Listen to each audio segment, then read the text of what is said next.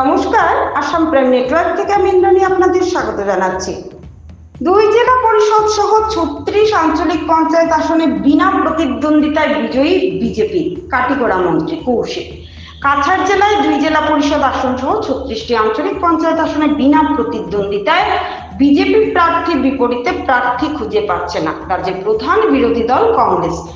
নির্বাচন দোরগোড়ায় আর এই মুহূর্তে কংগ্রেস ব্যস্ত কাঁদা ছোড়াছুড়িতে। টাকার বিনিময়ে টিকিট নিয়ে কাটিগড়ার বিধায়ক দোষ দিচ্ছেন জেলা সভাপতির, আর জেলা সভাপতি দোষ দিচ্ছেন বিধায়কের। শনিবার পশ্চিম কাটিগড়া মন্ডল বিজেপির কার্যকর্তা সম্মেলনে যোগ দিয়ে এমন কথাই জানালেন রাজ্যের পরিক্রমা মন্ত্রী নিয়ে কৌশিক রায়।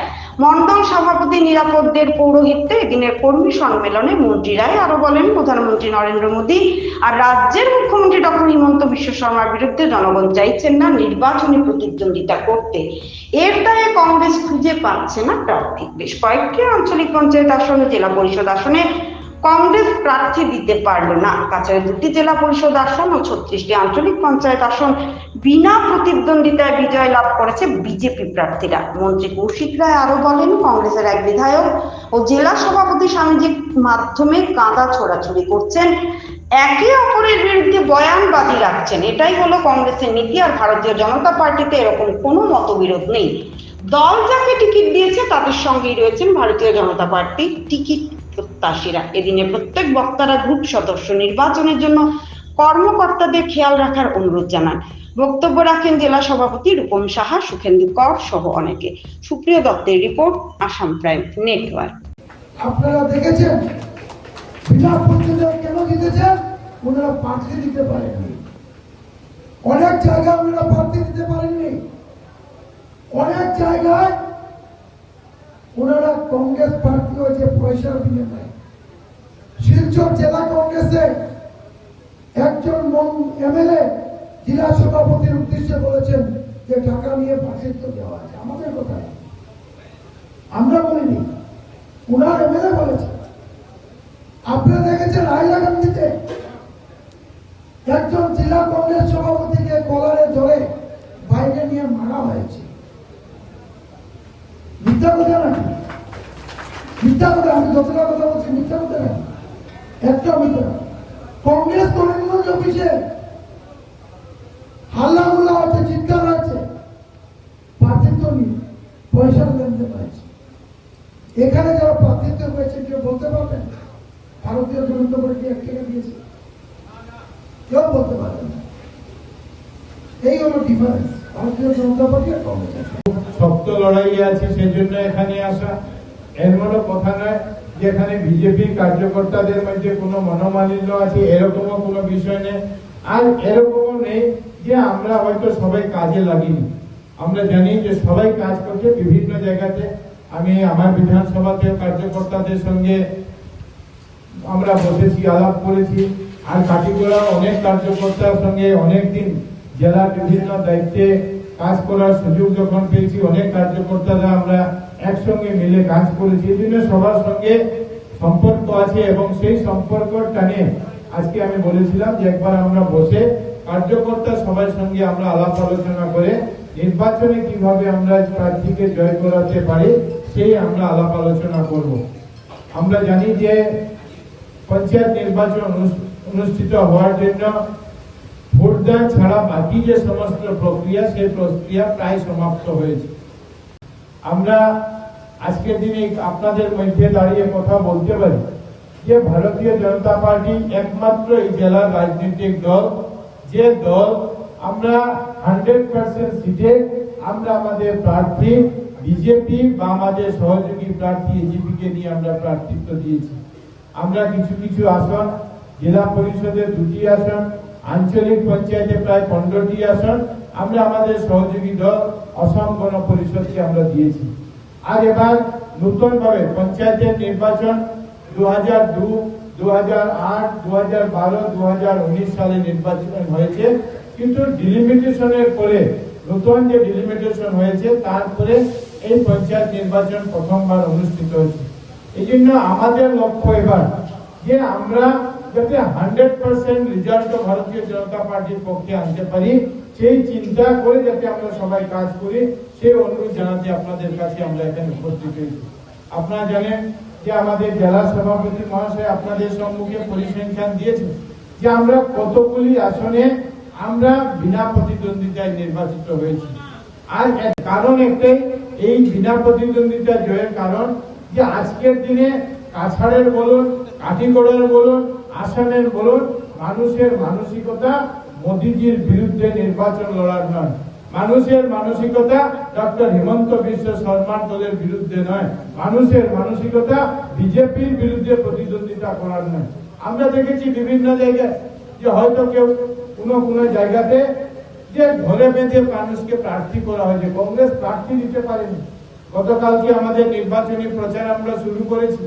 আজ এই নির্বাচনী প্রচারে আমি বলেছি যে আমরা আমাদের প্রার্থী তালিকা 8 তারিখ আমাদের আঞ্চলিক পঞ্চায়েতের সভা আমরা করেছি।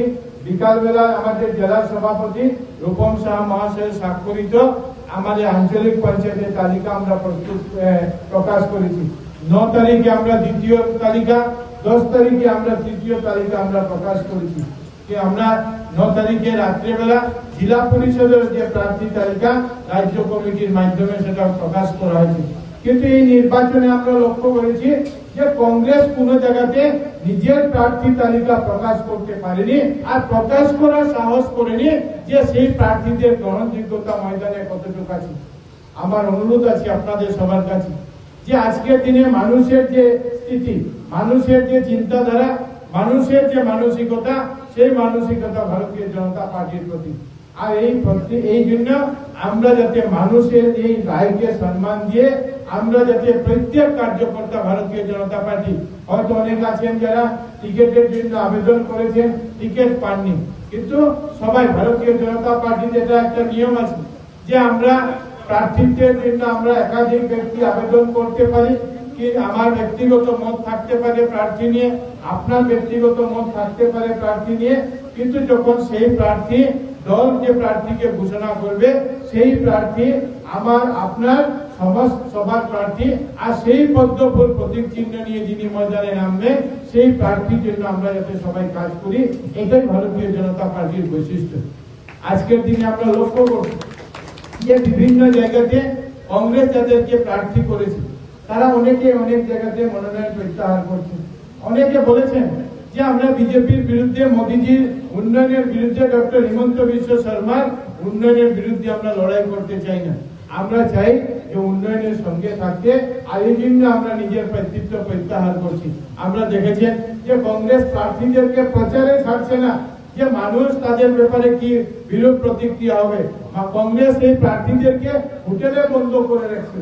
আরে বাবা, হোটেলে যদি বন্ধ করে রাখারই প্রয়োজন, তো তাদেরকে প্রার্থী ঘোষণার কি প্রয়োজন ছিল? আর আপনারা এটাও লক্ষ্য করছেন যে আপনাদের এখানকারও বিধায়কের কালকে পরশু আমি দেখলাম উনি এক ফেসবুক লাইভে এসেছেন, আর ফেসবুক লাইভে এসে বলছেন আমার কিছু আলাপ আছে, আমি আলাপ করতে চাই। আর সেই আলাপ কি? সেই আলাপ উনি বিজেপির বিরুদ্ধে আলাপ করতে পারেননি, উনি আলাপ করছেন কংগ্রেসের বিরুদ্ধে, কংগ্রেসের জেলা সভাপতির বিরুদ্ধে, যে এক আসনে একাধিক প্রার্থী, এক জায়গাতে একের বেশি প্রার্থীকে মনোনয়ন পত্র দেওয়া হয়েছে। জেলা সভাপতি মহাশয় কংগ্রেসের বলছেন যে এমএলএ রা বিশ্বাসঘাতকতা করেছেন, এমএলএ বলছেন যে জেলা সভাপতি বিশ্বাসঘাতকতা করছে।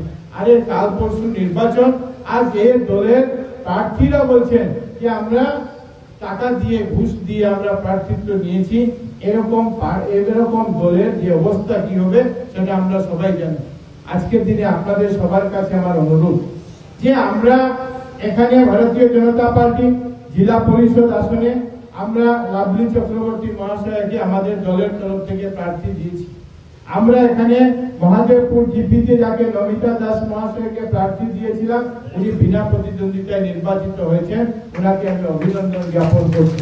সঙ্গে সঙ্গে নিশ্চিন্তপুর জিপিতে সুমন দাসকে আমরা আমাদের প্রার্থী করেছি, কুশিয়ারপুর জিপিতে সুজাতা দাসকে প্রার্থী করেছি, রাজেশ্বরপুর জিপিতে গৌতম বৈষ্ণবকে আমরা প্রার্থী করেছি, বুমড়া জিপিতে নীলিমা বালা দাসকে আমরা প্রার্থী করেছি, খেলমা জিপিতে মহামায়া দাসকে আমরা প্রার্থী করেছি, ভৈরবপুর জিপিতে আমরা রাজ রায়কে আমাদের প্রার্থী করেছি। এই যারা প্রার্থী ভারতীয় জনতা পার্টির প্রতীক নিয়ে নির্বাচনে দাঁড়িয়েছেন, এই প্রত্যেককে যাতে আমরা প্রত্যেক ভারতীয় জনতা পার্টি কার্যকর্তা আগামী 15 দিন দিন রাত এক করে যাতে তাদেরকে জয় করাতে পারি, যাতে এই সিটকে জিতিয়ে আমরা আগামী দিনে মাননীয় মুখ্যমন্ত্রী মহাশয়কে আমরা উপহার দিতে পারি। বিগত দিনে আমরা 1991 সালে, 1996 সালে, 2001 সালে আমরা লাগাতার 3 বার এখানে আমরা আমাদের প্রার্থীকে বিধানসভাতে পাঠিয়েছি। আর তারপর 2016 সালে আমরা আমাদের প্রার্থীকে এখান থেকে নির্বাচিত করতে পেরেছি।